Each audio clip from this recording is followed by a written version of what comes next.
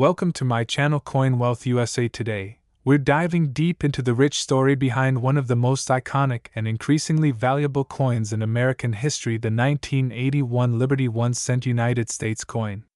Yes, you heard that right, but how did we get here? What makes the 1981 Liberty 1 cent coin so special? Why is it rising so dramatically in value? And could you be holding a small fortune right in your pocket change or coin jar at home? Stay tuned, because we're about to uncover everything from its fascinating minting history to its unexpected rarity, collector secrets, and how you can potentially turn 1 cent into thousands of dollars. Let's get into it. To understand the power of the 1981 Liberty 1 cent coin, we must first take a journey back in time. The year was 1981. America was at the crossroads of transition. Ronald Reagan had just taken office as president, ushering in a new era of conservatism, economic reform, and renewed patriotism. The Cold War was still in full swing, and inflation was a looming concern for millions of Americans. In the midst of all this, the United States Mint was preparing for a monumental change. Little did the public know, 1981 would be the final full year the penny would be minted using 95% copper and 5% zinc, the classic composition that had been in place for decades.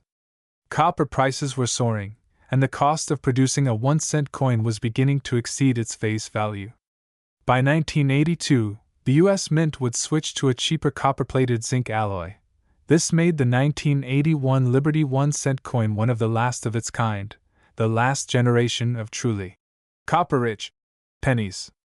It was minted in vast numbers at the Philadelphia and Denver mints, with additional proof coins produced in San Francisco.